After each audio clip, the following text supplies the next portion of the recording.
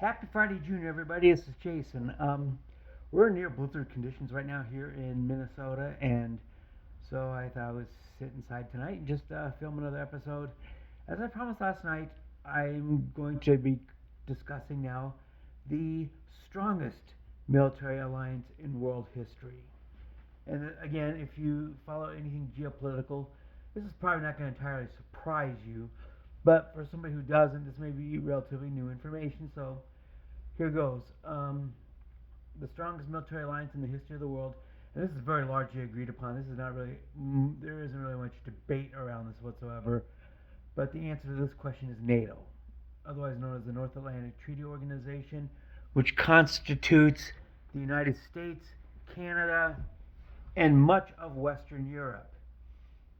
Um, and it's been expanding actually recently.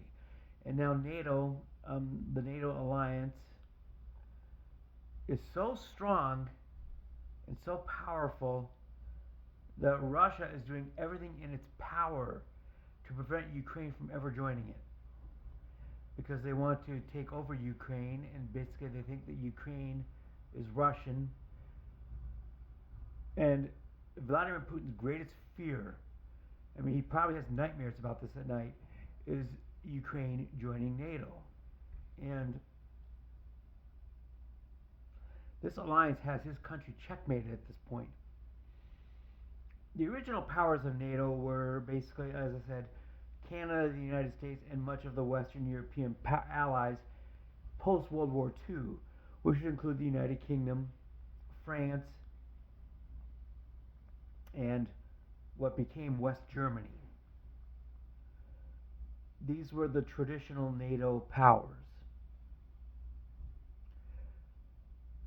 And they opposed the Cold War, what was called the Warsaw Pact countries, the USSR, Poland, and everything east of East Germany, and including East Germany. Now, the Warsaw Pact countries is not a case of independent countries. These were countries that were left by the post-World War treaties to fall under Soviet influence automatically. So they were puppet states of the Soviet Union. They were not independent countries like the NATO countries were. Independently sovereign countries like France. It did include Spain and also West Germany, along with, of course, the UK. Recent expansion, though, has brought many other countries into the alliance that are of a Western-leaning nature, which is where Vladimir Putin having nightmares about Ukraine joining come into play. The recent expansion in the last 5 years includes Sweden, Norway. Norway, I think, has always been a part of it, but Finland also recently joined. Sweden recently joined. And then the Baltic states of Estonia, Latvia, and Lithuania all joined as well.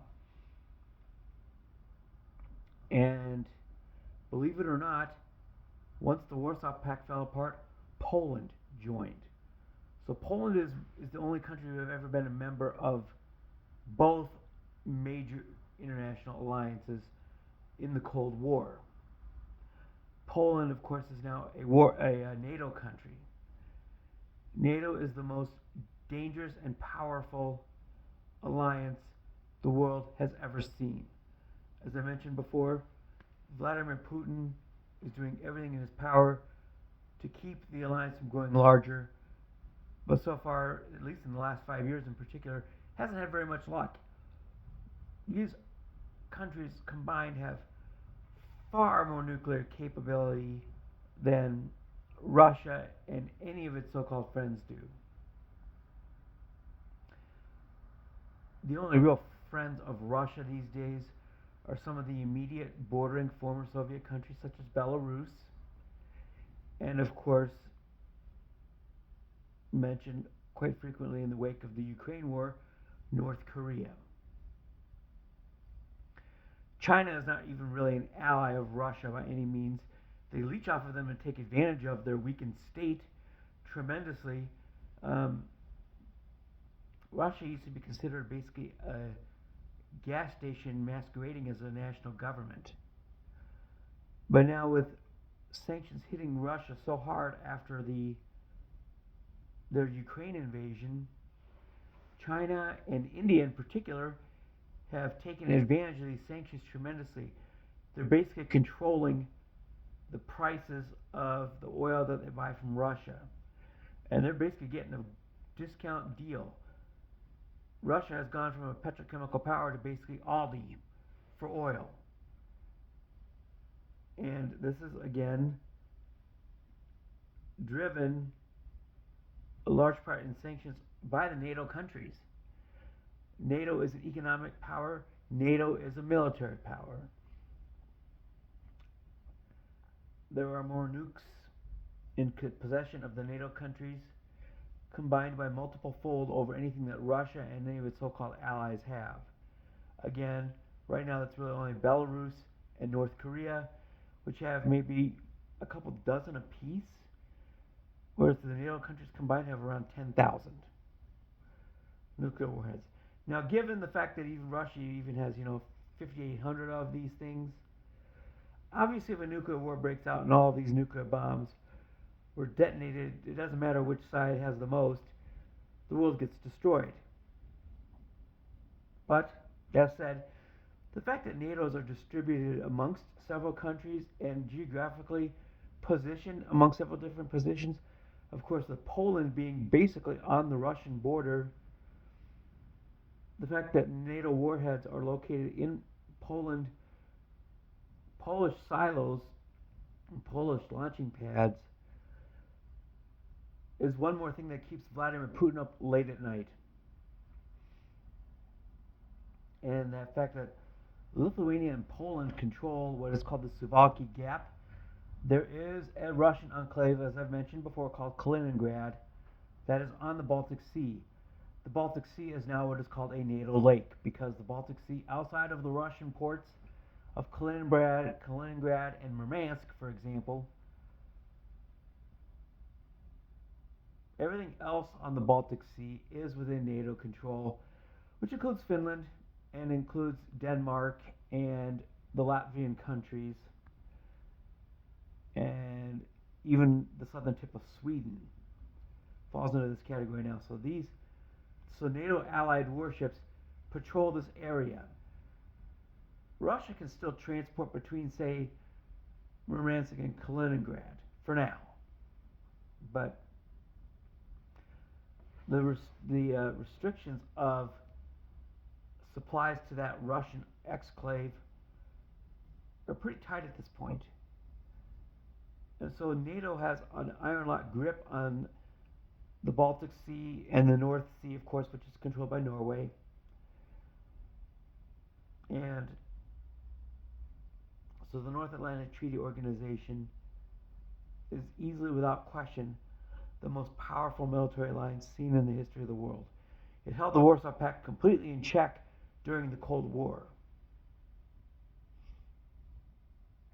such that even the Bay of Pigs crisis in Cuba in 1961, the Soviets and the Warsaw Pact countries were basically forced to back down, thanks to the negotiating tactics of President John F. Kennedy. So the fact that NATO was able to hold Russia and its puppet states contained during the Cold War is no small feat. If not for NATO, the Warsaw Pact probably would have been the most powerful military alliance in history. It's just that the NATO was just so exponentially stronger. Now, as you've probably heard from me on this channel before, I do have an idea for basically a NATO Junior, which would be called PERTO, or the Pacific Rim Treaty Organization, which would include the US, Canada, and several Asian states as a counterweight to China. It would include us, the Canadians, the Philippines, South Korea, Japan, and many of the Southeast Asian countries such as Vietnam, Thailand, and anybody else with a coastal presence towards the South China Sea Brunei monetarily would actually provide a lot for such an alliance as well.